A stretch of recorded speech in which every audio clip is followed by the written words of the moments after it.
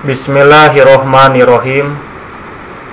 Assalamualaikum warahmatullahi wabarakatuh. Alhamdulillahilladzi anzala ala abdihil kitaba walam yaj'allahul iwaj. Ashhadu alla ilaha illallah wa ashhadu anna Muhammadan abduhu wa rasulullah. Allahumma sholli ala Muhammad wa ala ali Muhammad.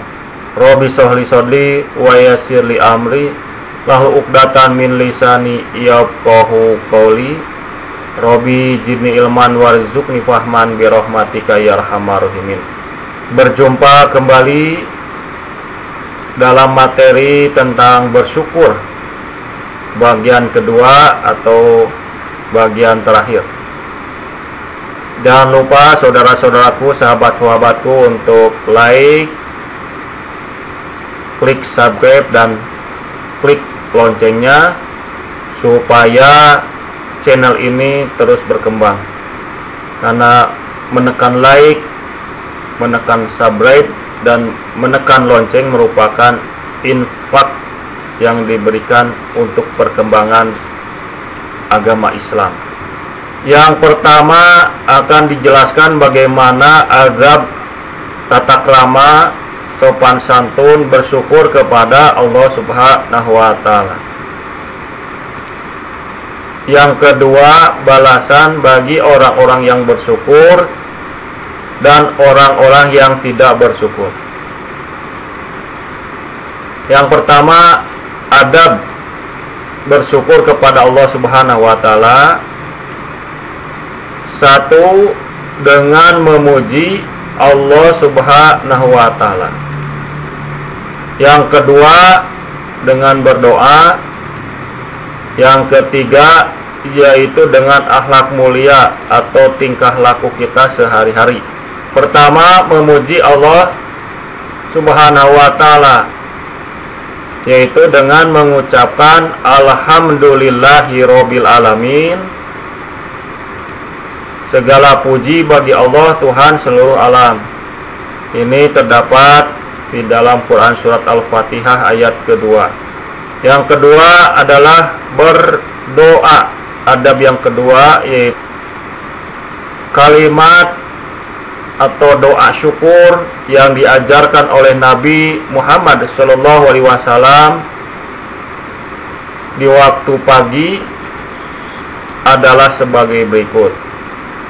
Allahumma ma asbahabi min nikmatin aw bihadin min khalqika faminka wahdaka la syarika laka falakal hamdu wa laka syukru. Ya Allah, nikmat apapun yang ada padaku di waktu pagi atau yang ada pada setiap makhlukmu, semuanya hanya darimu semata. Tiada sekutu bagimu, bagimu segala puji dan bagimu segala syukur. Sedangkan doa pada saat sore hari yaitu Allahumma ma, doa pada sore hari Allahumma ma asbabi min nikmatin au bihadi min khalqika faminka wahdaka la syarika laka falakal hamdu wa laka syukru.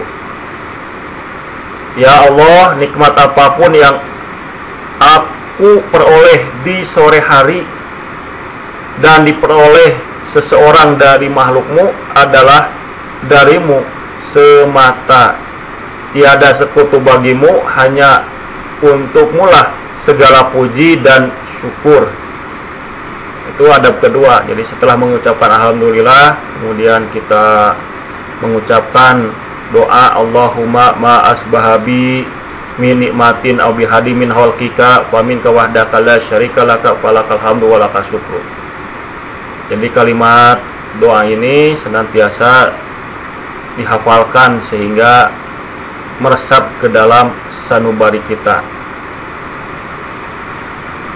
Setelah berdoa, adab yang ketiga tentu dengan akhlak kita, akhlak mulia. Akhlak mulia yang pertama atau A dengan mata, B dengan telinga, C dengan hati. Kenapa dengan ini, 3 ini? Karena ini sebagai antena atau sebagai radar utama dalam akhlak kita. Mata kita sebagai penglihatan, jadi harus melihat hal-hal yang baik dan benar. Telinga kita mendengarkan hal-hal yang baik dan benar. Hati kita mengolah rasa untuk memerintahkan pikiran kita, melangkahkan kaki kita, melangkahkan tangan kita. Bergerak itu karena ada hati kita untuk memerintahkan, laksanakan. Nah, tentu awalnya melalui mata, melalui telinga sebagai mata sebagai penglihatan dan telinga sebagai. Nah, ini di dalam Quran surat An-Nur, Quran surat ke-24 ayat ke-30, A'udzubillahi minasyaitonirrajim. Qul lil mu'minina yaghuddu min absarihim wa yahfudu furujahum dzalika azka lahum innallaha khabirum bima yasnaun. Katakanlah kepada laki-laki yang beriman agar mereka menjaga pandangannya dan memelihara kemaluannya. Yang demikian itu lebih suci bagi mereka. Sungguh Allah Maha mengetahui apa yang mereka perbuat. Perintahnya adalah kepada orang yang beriman, bukan kepada seluruh manusia, tetapi kepada manusia yang beriman. Kepada laki-laki yang beriman itu tentu akan melaksanakan apa yang diperintahkan oleh Allah Subhanahu wa Ta'ala, terdapat di dalam Al-Quran. Nah, ini untuk laki-laki. Sedangkan untuk perempuan ini terdapat di Quran surat An-Nur, Quran surat ke-24 ayat ke-31. Wa kullil mu'minati yaghdudna min absarihina wa yahfadna furujahunna wala yubadina jinatahunna ila ma dhahara minha. Dan katakanlah kepada perempuan yang beriman. Nah, yang tadi adalah kepada laki-laki yang beriman. Sekarang kepada perempuan yang beriman, agar mereka menjaga pandangannya dan memelihara kemaluannya, dan janganlah menampakkan perhiasannya atau auratnya kecuali yang biasa terlihat, seperti muka, seperti tangan dan kaki. Itu yang diperbolehkan diperlihatkan kepada halayak, harus diperlihatkan. Nah, ini perintahnya adalah kepada laki-laki yang beriman maupun kepada perempuan yang beriman, karena beriman itu adalah kunci utama untuk mendapatkan kompetensi bertakwa. Salah satu karakter orang yang bertakwa itu adalah senantiasa bersyukur, berterima kasih kepada Allah Subhanahu wa Ta'ala yang telah memberikan kenikmatan, kebahagiaan yang sangat banyak sekali, tidak terhingga. Kemudian telinga, wattaqullaha wasma'u wallahu la yahdil qaumal fasikin. Bertakwalah kepada Allah dan dengarkanlah perintahnya. Dan Allah tidak memberi petunjuk kepada orang-orang yang fasik. Fasik itu orang-orang yang rusak, orang-orang yang tidak beriman, orang-orang yang tidak bertakwa kepada Allah Subhanahu wa Ta'ala. Jadi bertakwalah. Ini bertakwa itu hasil dari beriman. Hasilnya adalah bertakwa. Bertakwalah kepada Allah dan dengarkanlah perintahnya. Otomatis orang yang bertakwa itu senantiasa mematuhi perintah Allah, perintah Rasul dan pemimpinnya. Kemudian di dalam Quran surat Al-A'raf, Quran surat ke-7 ayat ke-204, wa idza quri'al Qur'an wa idza quri'al Qur'an fastami'u lahu wa ansitu la'allakum turhamun. Dan apabila dibacakan Al-Quran, maka dengarkanlah dan diamlah agar kamu mendapatkan rahmat. Jadi pendengaran itu untuk mendengarkan hal-hal yang baik dan benar. Jadi tidak mendengar hal-hal yang tidak baik dan tidak benar. Karena bagaimanapun telinga adalah sebagai salah satu ladar atau sebagai salah satu antena penangkap sinyal-sinyal yang datang dari luar melalui telinga kita.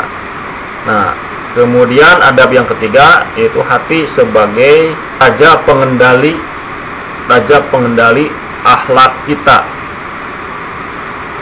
Terdapat di dalam Quran surat Al-A'raf, Quran surat ke-7 ayat 205, wa dzkar rabbaka fi nafsika tadaruan wa hifatan wa dun jahri minal qawli bil budwi wal aswali wala takum minal ghafilin.